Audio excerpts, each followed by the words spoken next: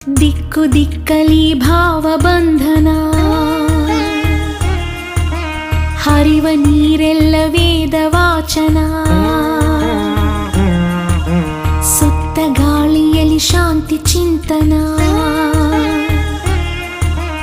ಮಣ್ಣ ಕಣಕಣದಿ ಕರುಣೆ ಕಂಪನ.